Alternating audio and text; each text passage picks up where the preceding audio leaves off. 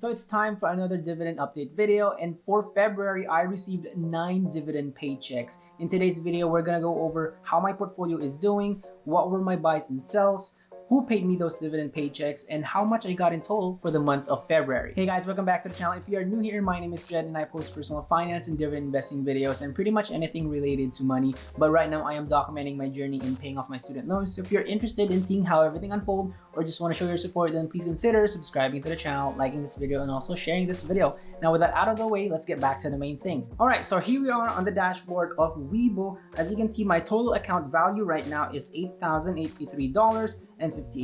I have an open P&L of $179.14 or a 2.30% gain. I still have a cash balance of around $120.35, so it is quite a lot of money that I still have there sitting. But anyway, let's take a look at my positions. I have 15 right here, which is Stag, ABBV, O, EPD, Good, SCHH, Main, ABR, PDI, ONL, NYCB, Store, LFT, GNL, and lastly we got AT&T or T.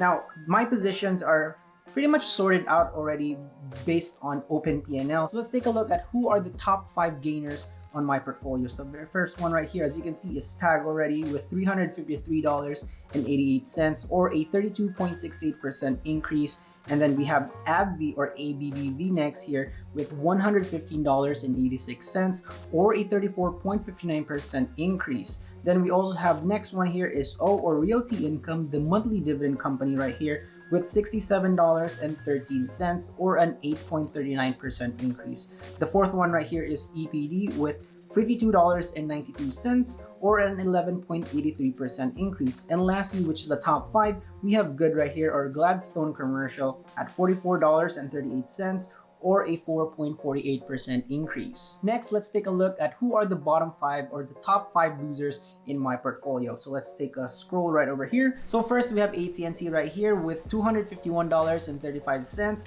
or a 25.95% decrease. Still the very bottom of my list. AT&T is still kind of like the biggest loser. Anyway, the next one is GNL or Global Net Lease, which sits at $174.72 or a 13.18% decrease. Next one is LFT or Lumen Finance Trust with $32.48 or a 30.22% decrease. The next one here is Store or Store Capital Corporation with a decrease in value of $12.76 or a 3.99% decrease. And then lastly, we have NYCB here or New York Community Bank Corp with $9.02 or a 4.60% decrease. The biggest loser when it comes to percentage-wise is LFT or Lumen Finance Trust with 30.22%. And when it comes to the biggest winner, if we scroll up, as you can see right over here, it is ABV or ABBV with 34.59%. So that is pretty much how my portfolio is doing right now. There are a couple of winners and then there's still a couple of losers. Now, I'm not gonna lie, there was a point in time throughout the month of February that a lot of them were in the red. So I'm very happy right now that some of them have gone back up in the green. But anyway, let's take a look over at the history section right here so that we can check which stocks I have bought or maybe even sold. So let's go over to the order records, making sure that it is correct. Order records.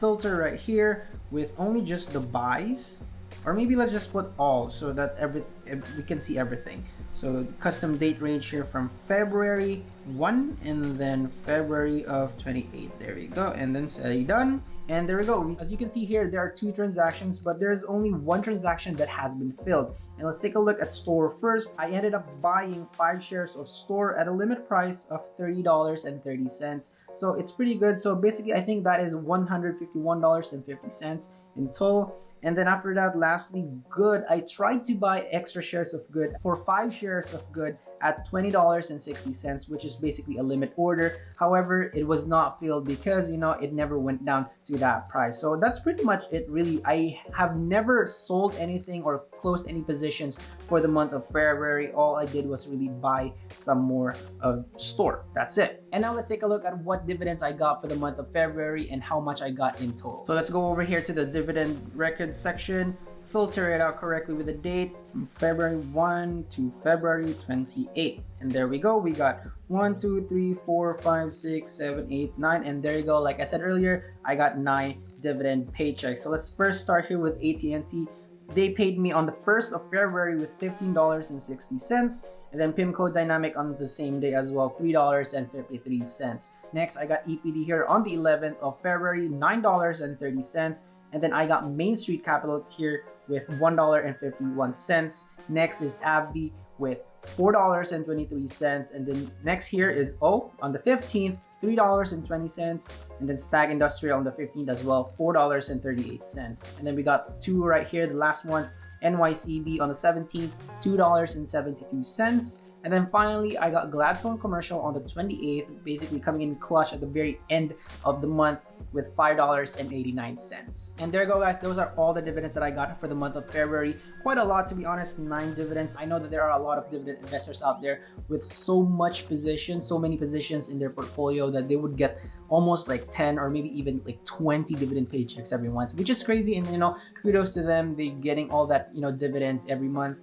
And I pretty much want to be like them in a way. I want to get as much dividends as I can, but maybe not too much positions because it'd be hard for me to track. But anyway, if I told everything that I got for the month of February, I have received $50.36 in dividends. So I'm going to add this section right here, which is basically a monthly, a quarterly, and yearly comparison from my dividends now. I know I've done this before, but not very consistent. So moving forward, I'm going to start adding this section. So first, let's take a look at how my dividend performed compared to last month. So on my previous month, January 2022, I earned $49.84. But for February, it's now $50.36. So basically, that's an increase of at least 52 cents. And if I compare February's earnings to last quarter, or at least 3 months before, which was November 2021, that month earned $52.61. But compared to February, that is down by $2.25. Not really a good indicator there, but still.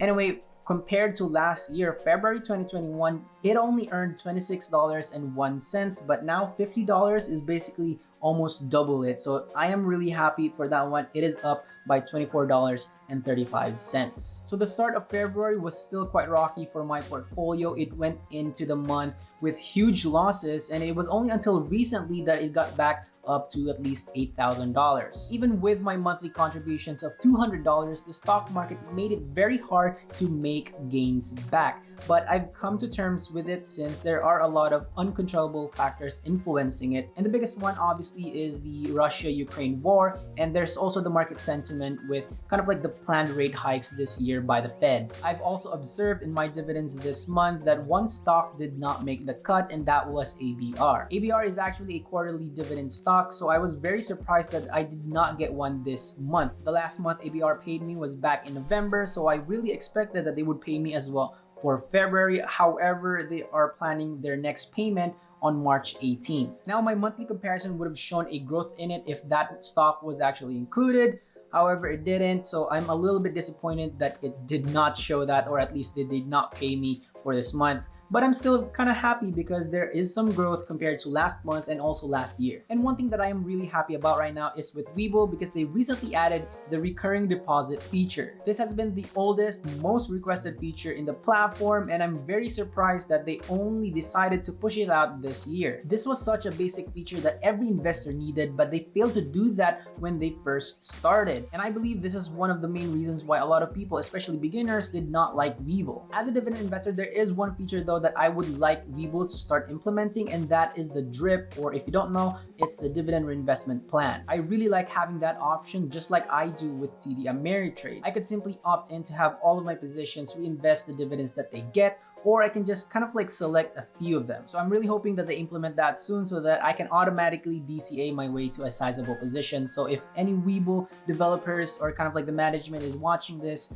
please implement that soon. Anyway, while the market is at this state, it is very nerve-wracking when you see your portfolio kind of like inching towards the red. And I really sympathize with a lot of dividend investors out there, and maybe just a lot of investors in general, because this is the way that it is right now. There is so much fear and uncertainty in the market right now, and we just really don't know how to react to that. And one thing that I believe though is that the stock market is just going to go back up. That is just how the way it is. It's going to run in a cycle. Yes, this is the current market situation, but this is also a buying opportunity for us to get into the stocks that we love at a discount. Personally, I'm going to load up on the stocks that I own right now, and maybe even look into the stock that I have in my watch list. And I'm going to do that because because the goal has always been to increase my dividend income every month. And if you are like me and if you kind of like relate to all this one, thank you so much for watching the entire video. This is pretty much it. This is the very end. If you guys like this content, please subscribe to the channel, like this video, and also share this video, and also hit that notification bell so that you get updated whenever I post content just like this one.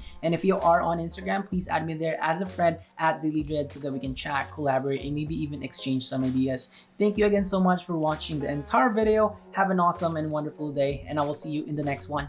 Bye.